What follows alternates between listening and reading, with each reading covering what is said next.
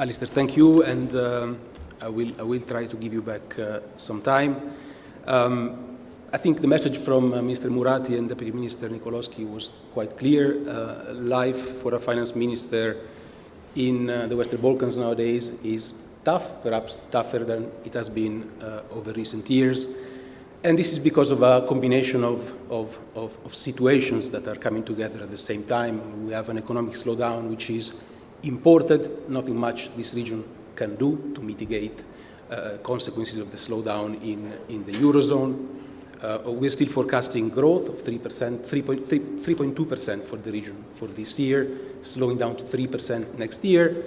It's not bad, but there are a lot of downside risks to these projections, and in any case, it is not the type of growth that this region wants and needs to close the living standards gap with the rest of Europe. Then we have the energy crisis, of course. It's been discussed widely this morning. The region is paying the price for the things it didn't do over the last few years: diversification, investing in renewables, and especially investing in reducing energy waste, which is a big issue in this part of the world. Finally, specifically to the Western Balkans, there is still here a big gap when it comes to infrastructure that needs to be closed. And this is important not only for improving living standards of citizens, but also to keep economic activity momentum going. This region doesn't have the luxury of structural funds, which other neighbors in the Balkans benefited from in the last couple of decades. So ways need to be found to balance all these competing demands on budgets and supporting the economy as much as possible. So I only have one message really for policymakers in this region to share today, and the message is the following.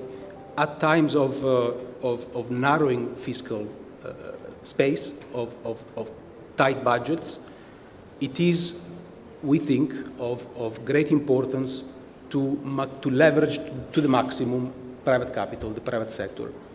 There is no need to spend budget money, which is scarce, limited, on things which private investors are best equipped and very keen to finance. And I'd like to make briefly 3 examples. The first one, infrastructure, transport, but also environmental infrastructure. Certain things, airports, ports, toll highways, but even solid waste management, can be financed through PPPs. Well-structured PPPs, we've done a lot of work in the region on all these areas, creating competitive processes to attract investors that will bring in the capital and the expertise to deliver this infrastructure for this region. And by the way, when I say PPPs, I do not include in the definition bilateral agreements under government-to-government deals where basically certain infrastructure is handed over without competitive tender processes to contractors to deliver from certain countries for geopolitical reasons. The second point is about renewables. Again, there is huge interest by private investors to do solar and wind in this part of the world. And the best way, in our experience, to mobilize that interest and translate it into projects is through auctions, to award capacity under transparent processes to developers of wind and solar power. We've done it successfully in Albania, we are doing it in Serbia, in Montenegro, and it's something we'd like to replicate elsewhere.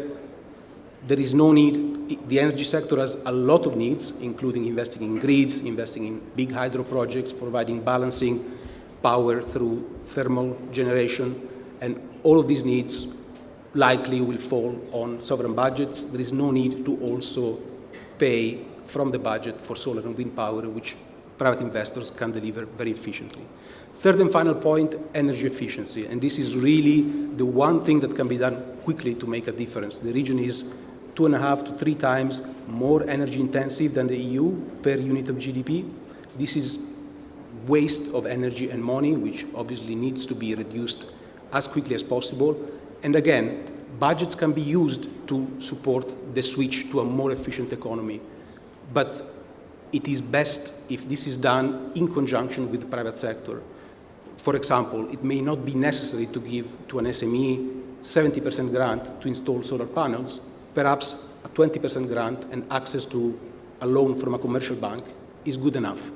And in order to make those decisions as to what grant intensity is needed and as to where the money should go, our position is really that markets should be trusted. Commercial banks, for example, if we're working through credit lines, which we are doing as EBRD throughout the region, are best placed to make the judgment as to what is needed to use the limited grants and budget funds available for the biggest possible results. I'll stop here. Thank you very much.